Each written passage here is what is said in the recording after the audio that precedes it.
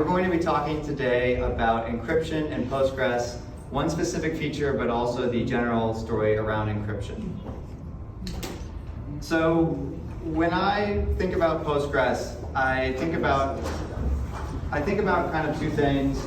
One is stealing users from Microsoft and Oracle. I think we can all appreciate that. The other is that accessing your own data should be free. And in general, what that's meant for Postgres is that the roadmap has reflected adding features that make it easy for people who were previously using paid or licensed databases to come to Postgres. So starting at the beginning with PGSQL, it allowed users to re-implement a lot of the stuff that they had in Oracle and Postgres. Numerous migration tools helping people come from SQL Server. Doing updates and server maintenance, the story around sharding and distribution, and then finally just better features. I work at Archetype. We'll talk a little bit more about that in a second, but we are really excited about the JSON features in Postgres. We have a ton of web developers using them and using Archetype to access them. But there's one feature that we pose in this talk has been lacking, and that is the story around encryption. And it just so happens to be a feature that is a blocker for many companies to move from their paid licensed databases to Postgres. And so that is the topic of this talk, where we're at with encryption, why it's needed, and the feature that's currently under development in Postgres to add it. So yeah, my name is Everett. I work at Archetype. We have these fun logo cookies. If you come see our booth upstairs, Archetype is a Postgres client. It's custom built for Postgres. We have things like a native Yugabyte integration. We think the best JSON support among SQL clients. Also, we handle things like the camel case column names thing transparently. So if you're a Postgres user, definitely recommend using Archetype. And then of course my co-presenter, you've known him for a number of years. This talk is actually a lot originated by him off a blog that we wrote. And yeah, let's get into it. So why do we need encryption? And why do certain industries like healthcare, governments, and banks specifically need it?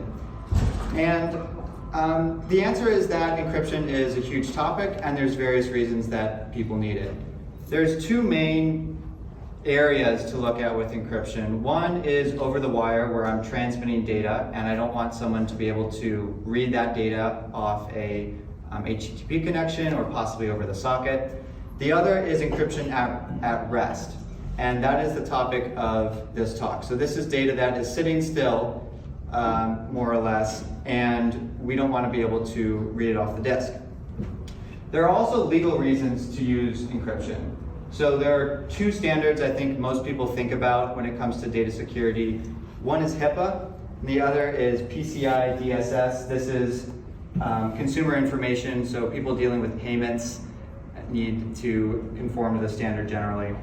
HIPAA is interesting in that it recommends that encryption be what's called an addressable safeguard. In other words, they have no strong sort of wording around what types of encryption should be used or how things should be encrypted.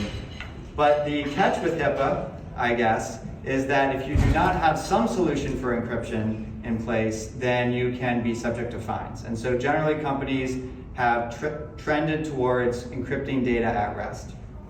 PCI DSS, which stands for Payment Card Industry Data Security Standards, is very prescriptive. So for example, it asks for the AES symmetric key cipher. It has to be 128 bits or greater. We'll talk about that in a second. It requires that the encryption key be stored externally from the data.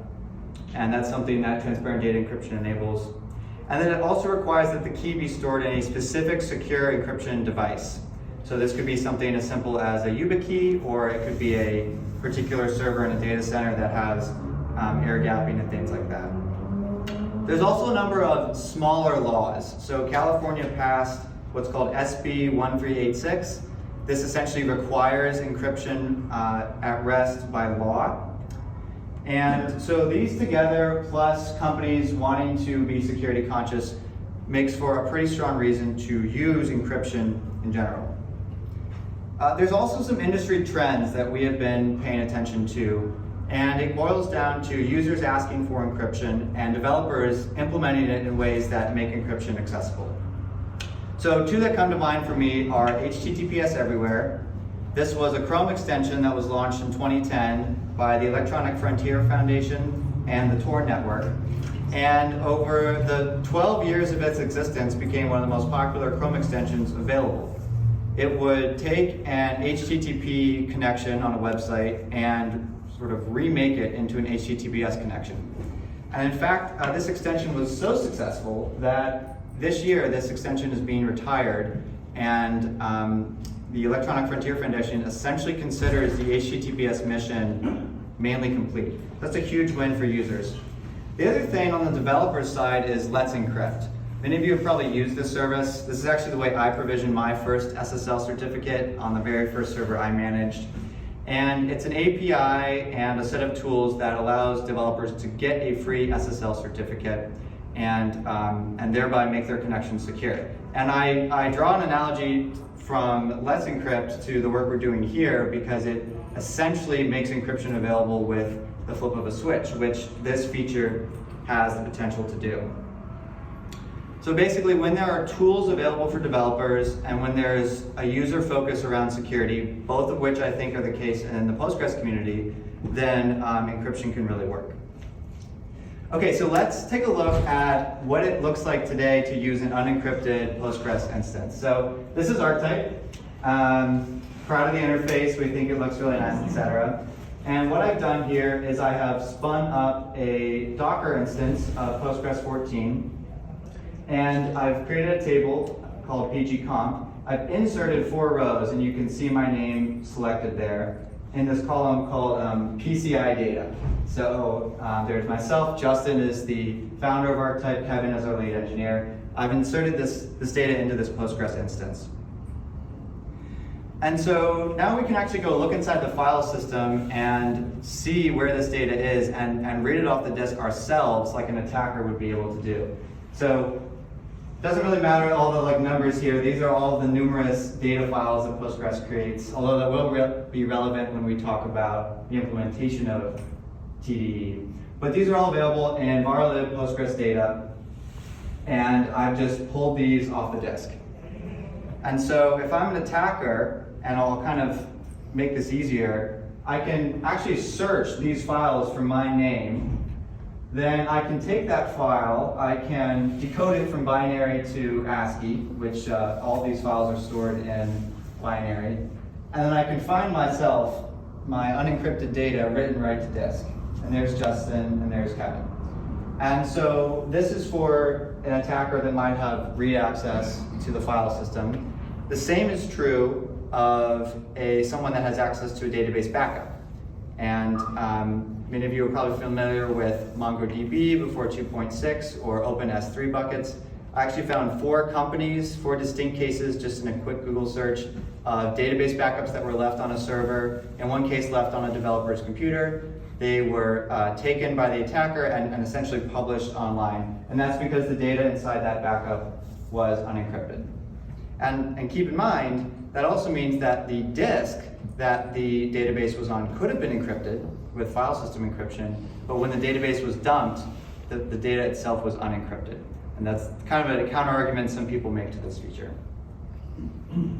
Okay, so my last plank of my case for TDE here is that Microsoft and Oracle already have this feature. And I do think there's some misconception that encryption has been available for years from these guys, and it's like, that's just a huge company requirement. The reality is that Microsoft has been slowly making transparent data encryption available to more and more SQL users. So it was true that in 2012 or so you had to buy a specific license for managed SQL Server to get access to this feature. But now, since 2019, you can flip a switch on the Azure Data Console and the smallest developer at the smallest company can turn on transparent data encryption. Similar story for Oracle. You can now access it through the console. It's very easy to use. And in fact, with Microsoft, it's now starting to ship by default. So the encryption roadmap for these companies has not been standing still. and it's actually been trending towards more and easier encryption, which I think is the direction that Postgres should go. One thing that's fun that we'll get into in the Postgres community in just a moment is that these companies implement encryption in different ways. So for example, Microsoft uses a 3-tier key architecture, which means there are 3 keys that kind of chain together to encrypt and decrypt data. We'll talk about that in more detail. Oracle uses a 2-tier architecture. Interestingly, Oracle offers more options too. They offer the ability to encrypt only a single column or encrypt an entire table. And there is performance overhead using encryption. So you can imagine if I'm mainly reading columns that, like name and email, let's say, that don't necessarily need to be encrypted, I can encrypt just the credit card number column and read the name and email column and not pay as much of a performance price. So I thought that's a very interesting feature that Oracle has. For Postgres, as far as I can tell, we are talking about entire table encryption. And like I said, these companies are not standing still. In fact, a feature that is not even being considered right now for Postgres, which is metadata and system file encryption, is already on the roadmap and being rolled out with Microsoft. So they have this new thing called infrastructure encryption, where they take not only the user data that you create, but they also take the system files and log files and everything associated with the database instance. They encrypt all of that as well. I personally question how useful that is, but I think it is a good example of showing that they're on a roadmap to increase security and that we as a Postgres community should be as well. Okay, so what's the story with Postgres? This is a needed feature for enterprise companies. Why doesn't Postgres have this? Well, one of the answers is that Postgres does have this in the form of other companies, and I'll go through just a few of these.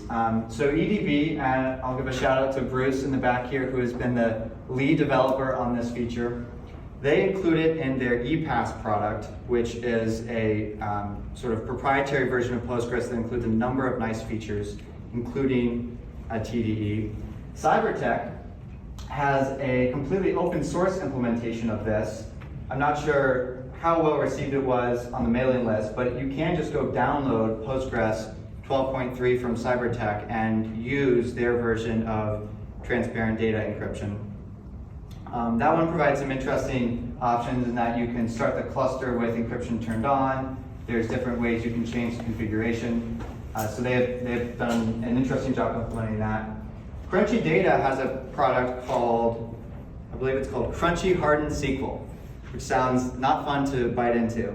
But it comes with encryption at rest, as well as things like role-based access control and row-level security. And it's essentially a security-focused database. I believe that one is closed source. Yugabyte is a company I really love. Archetype has a native integration to Yugabyte, so you can you get your own Yugabyte DB URL, and it's on port 5433 and everything. But Yugabyte has an interesting situation in that they deal with multiple distributed Postgres clusters all around the world. So they have an implementation of transparent data encryption, and they've actually laid it out in an entire document on their GitHub. And they use essentially the same design we have. They use a different cipher. They use a cipher called CTR instead of XTS. We'll talk about a detail around that in a moment. But they have to deal with things like you have your data keys stored on the master node. What if the master node goes down and loses all the memory? And so they have some considerations for that in their implementation. Timescale, similarly, timescale, as far as I can tell, is file disk encryption. So the servers they use are encrypted. I don't believe they have an implementation of transparent data encryption in their actual timescale, in their timescale code base, which is Postgres. And timescale is a little bit interesting. They are currently on Postgres 14, so they are in lockstep with Postgres features. So when transparent data encryption hits Postgres, it will sort of automatically hit timescale. That to me seems like the preferred way to sort of orchestrate a feature like this in an open source community. Finally, we should talk about Fujitsu. They also have a closed source version of Postgres that they provide. It's called, I think it's just called Fujitsu Postgres product. The interesting thing about their implementation is that it seems like it also runs on specific hardware. So they use a cipher called AES-NI, which is a set of Intel-specific instructions for cryptography. So that's kind of fun, and it speaks to maybe some of the flexibility we might look at for Postgres's implementation of this, because they're actually using the hardware that Postgres runs on. Okay, so now into TDE. What is transparent data encryption? I think the best way to explain it is just to go through each of the words in the acronym. So the transparent part means that when a user is reading and writing to Postgres, they are not aware that their data is being encrypted. That means they can write rows, they can read rows back, and as far as they can tell, it's the plain text data they've always known. The same is true for the disk. The disk is not necessarily aware, and in fact I would say is not aware, that data is being encrypted. The disk is just performing I/O as normal. So all of the encryption action happens in the database transparently. The data part is also important. We're talking about data at rest. This is not data that is available over an HTTP connection. It's not available over an inter-process connection. It's data that is written to a disk and is sitting there. And then finally, the encryption part. This is where I'll kind of talk about these two diagrams. There is a master key, or potentially in Microsoft's case, 2 external keys that gets stored somewhere else apart from the database server. This key is then used to create keys on a table basis or a table space basis, kind of whatever division you like. And this key right here is what is actually used to do the encrypting and decrypting. And that's this diagram over here. So plain text data comes in. This thing that's called a multi-bit key here is this key here. It actually encrypts and decrypts the text, and then you get encrypted text written out. And then the master key is chilling somewhere. If you need to create more partitions, perhaps that gets pulled in. For backup and restore, that gets pulled in. And then for key rotation, that gets pulled in. So that is transparent data encryption. But that's not what it's called in Postgres. The feature in Postgres is currently called cluster file encryption. And so in terminology, cluster file encryption is the Postgres specific feature that implements the method of transparent data encryption, which satisfies the standards for encrypting data at rest. So it's all the same.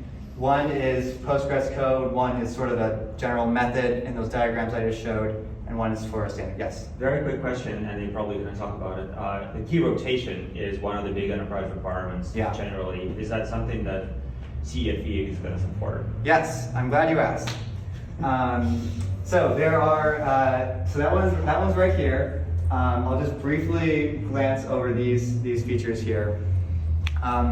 So there are, I'm going to call it 4 main features for cluster file encryption. Bruce may want to add to that list, but the way I see it, cluster file encryption does not grant access to database data that is available on the file system. If you have read access to the file system, or you have the database backup in your hand, you still cannot understand what the data shows. And that's the main goal here. There's 2 keys. So the diagram that I showed just a couple of slides ago, that is effectively how this is implemented in Postgres. And then there is a brand new Postgres tool called PG alter C key, or Postgres alter cluster key, which handles key rotation. And so you can imagine you've got your data keys inside the database. These need to be re-encrypted if you alter them, if you rotate the master cluster key. And I believe PG alter C key handles all of this. And you would run this tool just the same way you would run PG dump or PG base backup or any of the other familiar Postgres tools that we know about. Does that answer your question? Perfect. Precisely. Okay, so there are a couple features that are not supported by TDE, and in fact, a lot of these are not even the goal of cluster file encryption. I'm going to attempt to switch terminology here midway through. This does not cover encryption over the wire. So I could use I could connect to a Postgres database without using a SSL certificate, and that database could still be using transparent data encryption. But if someone was snooping my connection, they would still be able to see all the data that I get, right? So this does not cover encryption over the wire. It also does not cover something that is, I would say, like a 3D chess security hacker thing, which is unauthorized write access to the file system. So transparent data encryption is not doing integrity checking. If the database encrypts some data and writes it to disk, when it reads it back from disk, it more or less expects to get just the same data that was written to disk. So I think there are some interesting attack vectors where you could flip bits and so forth, and that may have an impact. It does not prevent read access to database memory. Again, I'm not 100% certain in what scenario this would come into play. Perhaps like a supply chain attack where you get a version of Postgres from your vendor that has something nasty compiled into it, but it does not protect against read access to database memory. And then like we talked about with the Microsoft implementation, there is no current plan to protect metadata files or system files. Again, I'm not 100% certain about the usefulness of that feature. Perhaps if you're moving containerized applications around. Yes? If you're not encrypting the system level files, like PostgreSQL is a catalog file. So all the information, like in the PGProc, you have all the information there. You can get that information from them. So I believe that like any file that contains user data, so log files, for example, is encrypted. Bruce, I don't know if you have. So it's like the C-log, the multi-exact bits. So any of the system tables are encrypted. So even though we're calling system level files, there are more transaction control files that Okay, yeah. They don't have really free space map, visibility map, there's no data in there. So it's just as easy to leave those alone. Oh, Yeah. When you mention metadata, does that mean that an attacker can potentially get access to tables and columns and tables and column names? So all the system tables are encrypted. Yeah. Every table is encrypted. The system ones are not system. When he says system level files, he's talking about the visibility map. They have single bits. There's 2 bits for every transaction, whether it's committed or rewarded. That level of data is not encrypted because the performance would be horrific and it wouldn't gain this very much at all. Right. But you can't really reconstruct anything useful out of that data. No, for all the system tables, all the PGProc, whatever, all PG class, all that stuff. Okay, so you like basically find out, oh, it's committing transactions. Yeah, he's And you're committing a like, lot of transactions. All right, well, yeah. Thank you. That's a very important clarification. Thank you, Bruce, for that. Okay, so a brief aside on symmetric key. I'll be honest with you guys, this is like way into an area that I am not totally familiar with. But basically there are 3 modes of AES that are supported: 128, 192, and 256. 128 is the AES mode that is, sort of the smallest, most secure method today. I believe bit modes for AES under 128, they can, in some cases, be decrypted within the lifetime of the universe and so forth. We're also using the XTS cipher. This was a very interesting mailing list discussion. I believe, due to the pattern of reads and writes in Postgres, the CTR mode, which is used by some other implementations of transparent data encryption, has this effect where the nonce, which is this important cryptographic number, can end up being reused in these things that are written to disk.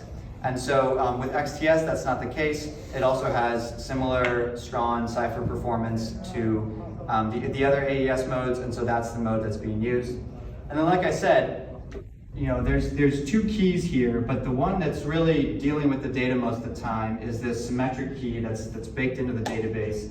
and every read and write is passing data through that key. And so there is Bruce measured about a 2 or 4% overhead when you're writing to disk, some overhead on the commit log as well. So where are we at with CFE? There's been a couple points of discussion, and I'll just go through those briefly. The quotes in here, these are actually sort of shortened subjects from the mailing list if you want to go through and read it. Actually, a lot of it is very interesting technical discussion. But one issue with Postgres is there's a lot of files. You guys may remember 10 slides ago my screenshot of what the disk looks like. That is an empty database. I had just created that database and there were already maybe 100 files. So that's different from something like MySQL, which more or less packages as much as it can into one file. And so that makes the bookkeeping around encryption more difficult, right? There end up being a lot more files to change, more things to keep track of as you're encrypting and decrypting and so forth. So that has made the development of this feature more challenging. There's also a question of how should the key be stored. We, I believe, have sorted through the fact that there will be a 2-tier level system here, but where is that cluster key going to be stored? Could it be stored on a YubiKey drive? Yugabyte has an integration with Amazon Key Management Service built into their encryption implementation, and so that's another great option. Key rotation is a big question. Some standards even require a certain amount of time where the key should be rotated, and so that has been an interesting thing. The Fujitsu and CyberTech implementations actually have a built-in function that rotates keys. I believe in CyberTech you can actually do like alter key, and in Fujitsu you can do, I think, actually have the name here. Well, they have a SQL function that allows you to alter the cluster key. So the Postgres implementation Bruce's uses a tool, PG alter C key. There's some question like, is TDE a check the box feature? So as a sort of enterprise SaaS guy, you know, we go in and sell software and there's comparisons of different vendors. I make the case that it's not. There's enough, I think, real examples, including the demo I showed, where you get access to the database unencrypted. I think it's very much not. I also think just in general for Postgres, when you're talking about winning users from Oracle and Microsoft, you want to be able to say that our security story is stronger. And I would say that currently, some of the debate over this feature has called that into question. And then finally, the Cipher block algorithm. Some technical details around that. I think that changed 2 years ago, and we've ended up with a more secure version. So the history of the development of this feature, from my parsing of the mailing list, begins in 2016, and this year we are hopefully going to get the patch submitted, and this feature will be available in some form in Postgres 16, which is very exciting. So, but still, 6 years, I think I am here advocating that this feature be merged in, and it is an important one. So is there, can I use it today? No. As a, can I compile my own? Oh, I see. Yes, you can use Bruce's patch today, and it works. Okay. And in fact, you can use it doing these things. So again, I may not have everything right here, but this is just a basic kind of rundown of the different ways you will interact with CFE as a user. There will be a command line option when you start the cluster, file encryption method. You will also be able to pass in a command, cluster passphrase command. This is, I believe, taken from the CyberTech implementation, where literally they are expecting a shell script as the argument to this command, which will get the key from somewhere. So it could read it from USB, it could read it from an external service, and so forth. There will be options in PostgreSQL.conf that you can modify. So Fujitsu, for example, they have an option for key store location, and again, I believe that can be a remote location. They also have an option for a table space encryption algorithm. I think for this, we will basically allow you to set which level of AES that you want to use. The Cipher algorithm is set in stone, but you can select 128 bits or 256 bits and so forth. And then lastly, you have your front-end tools. There's a new one, PG Alter C key, that handles everything to do with rotating the key on the cluster. And then finally, PG-based backup. You can imagine you can make all the encrypted backups you want, but then you have to decrypt them. So PG-based backup will have options for adding the cluster key in there so you can restore your database fully. And if it were to integrate with Azure Vault or AWS Vault, what needs to happen? Yeah, I think this one is actually still under debate a little bit, but if you take the spectrum of Yugabyte kind of explicitly integrating with certain key management systems and Cybertech having a shell script which can call anything, it seems like Postgres is landing right in the middle, where there will be a couple options for external systems, reading from disk, but just anything may not be supported. But basically, it's up to the implementation detail of a Postgres as a service. Yes. Thing, yeah. Yes. Which underneath will be using PG Alter key, right? Yes, hopefully, yes. I certainly think that's a better situation than having 6 different implementations from different vendors. But okay, and so this is the end of my part of this talk. But the TLDR is that cluster file encryption is an important feature. It hits upon real user needs, it protects against real attack vectors, and it is part of a broader story just in the technology world in general of an increasing march towards encryption and security. And I really have a lot of respect for Bruce and all the folks that have been working on this, and am very much hoping that it ships in Postgres 16. Yes? So I have 2 questions. So this is a cluster level encryption, so which means is there any plan or any use cases where we want to just explicitly turn on encryption for a specific database inside the cluster, or is it's always for every database that's there? I think it's either or at the moment. So I think it's everything or nothing at the moment. Oh. You mentioned this is going to be table level, right? And do you know if there is any movement to have separate keys per table that you want to have encrypted, or is it one key for all the tables that you might want to have? Yeah, I believe that's the Microsoft implementation of this. One of the reasons they have a three-tier system. For this, it's essentially one key for the cluster. Question here, in this one you mentioned that we have only disk level, the data at rest part of encryption, right? What about on wire? This does not cover encryption over the wire. So what, is there any roadmap for on wire? That I am, actually I think I will let my co-speaker talk about that. We do have a very ambitious security roadmap that Mahbub will get into in just a sec. Yes? Yeah. Thinking about when we are encrypting the table, whole table. So I'm just thinking about the keys and foreign keys, and when we are taking the dump of the data and using the PG dump.